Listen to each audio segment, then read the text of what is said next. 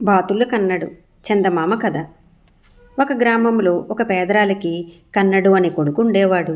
తల్లివాడి చేత ఏ పని చేయించలేకపోయింది. ఎవరి దగ్గరనన్నా కమతగాడుగా పెడదామంటే నేను ఎవరికింత పని చేయను అని వాడు మొండికెత్తాడు. పేదరాలికి 2 ఆడబాతులు, ఒక మగబాతు, 16 పిల్లబాతులు ఉండేవి. ఒకనాడు వాడు తల్లితో పిల్లబాతులను పట్నంలో అమ్ముకుని వస్తానని బయలుదేరాడు. పట్నంలో వ్యాపార స్థలం పెద్ద సంతలా ఉంటుంది. కన్నడు బాతులను తోలుకుని అక్కడికి చేరేసరికి వీరస్వామి అనే ధనికుడు వాణ్ణి చూసి, బాతులను ఎలా అమ్ముతావు అని అడిగాడు. జత 2 వెండి వరహాలు, దేవుడు అడిగినా అంతకు తక్కువకిచ్చేది లేదు అన్నాడు కన్నడు. ఈ వీరస్వామి నగరమంతా కొనగల ధనికుడు.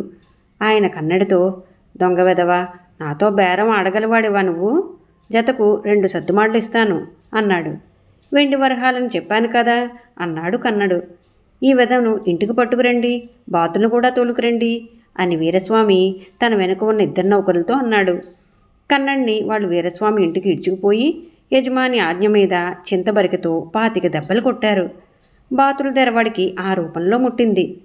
దెబ్బలు తిన కన్నడు, దీనికి 3 వసూలు చేయకపోతే నా పేరు కన్నడు కాదు అన్నాడు. వీరస్వామి మరింత మండిపడి కన్నడిని మరో 30 దెబ్బలు కొట్టించి పంపేశాడు. తర్వాత కన్నడు చాలా ఏళ్లపాటు ఊళ్ళ వెంట తిరిగి బతుకుతూ పెద్దవాడయ్యాడు. కానీ వీరస్వామి మీద వాడికున్న కసి మాత్రం ఏమాత్రమూ తగ్గలేదు. కొంతకాలానికి వాడు వీరస్వామి ఉండే పట్టణానికి తిరిగి వచ్చి వీరస్వామి కొత్తగా ఒక పెద్ద భవంతి కట్టిస్తున్నట్లు విన్నాడు. వెంటనే వాడు వడ్రంగిలాగా వేషం వేసుకుని ఇల్లు కట్టే చోటుకు వెళ్ళి అక్కడ ఒక పక్కకు పేర్చి ఉన్న కలపను తనిఖీ చేయసాగాడు. వీరస్వామి వాణ్ణి చూసి దగ్గరకు వచ్చి, ఎవరు నువ్వు? నీకు కలప నాన్నని తెలుసునా ఏం అన్నాడు. నేను దూరదేశపు వడ్రంగినండి, అంతో ఇంతో పేరు తెచ్చుకున్నవాణ్ణి, కలప నాణం తెలియకేం అన్నాడు కన్నడు. ఈ కడుతున్న ఇంటికి ఈ కలప తగి ఉంటుందా అని వీరస్వామి అడిగాడు.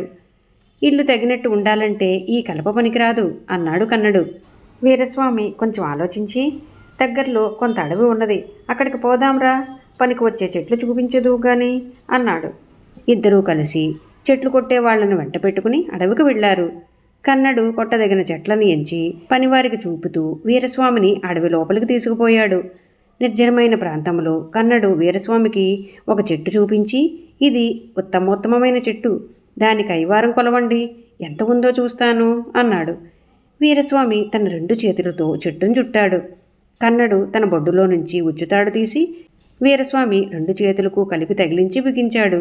తరువాత వాడు ఒక బెత్తం చెట్టు నుంచి విరిచి తన కసి తీరిన దాకా వీరస్వామిని బాది వీరస్వామి జోబులో నుంచి డబ్బులు సంచి తీసి తన బాతుల ధర తీసుకుని, నేను వడ్రంగిని కాను, కన్నన్ని, బాతులు కన్నన్ని, నాకు డబ్బులు ఎగవేసి 55 దెబ్బలిచ్చావు, దెబ్బల బాకీ తీరింది, బాతుల ధర వసూలు చేసుకోవడానికి మరి 2 సార్లు వస్తాను అని చెప్పి అక్కడి నుంచి వెళ్ళిపోయాడు.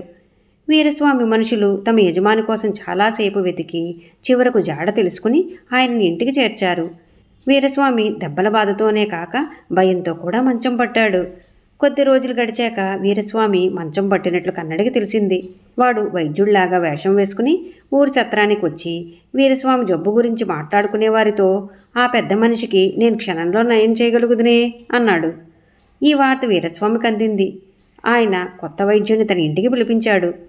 నేను మళ్ళీ లేచి తిరుగుతానంటారా ఆచార్యులు గారు అని వీరస్వామి బాతుల కన్నన్ని అడిగాడు. ఎందుకు తిరగరండి, రాంబాణం లాంటి ఔషధం తయారు చేస్తాను అని కన్నడు ఇంట్లో ఉన్న నౌకర్లలో ఒకడిని ఒక దినుసు తెమ్మని పంపాడు. వాడు వెళ్ళాక ఇంకో దినుసు తెమ్మని ఇంకొకడిని పంపాడు. ఇలా ఉన్న నౌకర్లందరినీ పంపేసినాక వాడు మూలనున్న దుడ్డుకర్ర తీసి, అసలు చికిత్స ఇది, నేను వైద్యుని అనుకున్నావా? కాను, బాతులు కన్నన్ని, బాతులు కర్రీలు పుచ్చుకోవడానికి 2వ వచ్చాను అన్నాడు. వీరస్వామి కేకలు కూడా పెట్టలేదు. భయంతో ఆయనకు నిలువుగుడ్లు పడిపోయాయి. కన్నడు కర్ర అవతల పారేసి పెట్టెలన్నీ వెతికి బాతులు డబ్బు పుచ్చుకుని ఇంకొకసారి వస్తాను అంటూ వెళ్ళిపోయాడు. తర్వాత చాలా ఏళ్లు గడిచాయి. వీరస్వామి మళ్ళీ లేచి తిరుగుతున్నాడు. ఆయన బాతుల కన్నని పూర్తిగా మర్చిపోయాడు కూడా. కన్నడికి మాత్రం మరొకసారి వీరస్వామిని కలుసుకోవాలనిపించింది. ఒకరోజు ఉదయం వాడు పట్నంలో వర్తక స్థానానికి చేరాడు. వీరస్వామి ఇంకా అటుకేసి రాలేదు. ఒక మనిషి గుర్రాన్ని అమ్మజూపుతూ కన్నడికి కనిపించాడు. కన్నడు దాని గురించి అడిగితే, ఈ గుర్రాన్ని మించి పరిగెత్తగల గుర్రం ఈ దేశంలో లేదు అన్నాడు ఆ మనిషి. నేను చెప్పినట్లు చేశావంటే నీ గుర్రాన్ని నేను కొంటాను అన్నాడు కన్నడు. ఏం చేయమన్నావో చెప్పు అన్నాడా మనిషి. బండి మీద షావుకారు వీరస్వామి వస్తూ ఉంటాడు. నువ్వు ఎదురు వెళ్ళి ఆయనతో నేనే బాతుల కన్నన్ని అని గట్టిగా అను అని వెంటనే వేగంగా వచ్చే, లేకపోతే ప్రమాదం అన్నాడు.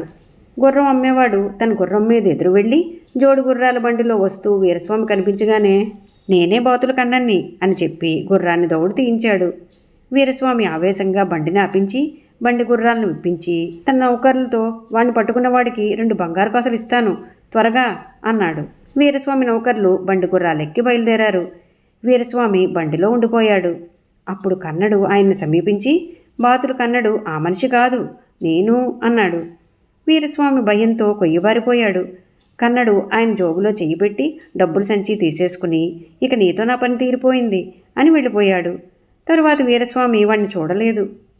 ఈ కథ మీకు నచ్చినట్లయితే లైక్ చేయండి, షేర్ చేయండి. మరిన్ని మంచి కథల కోసం మా సంపత్ ఛానల్ని సబ్స్క్రైబ్ చేసుకోండి.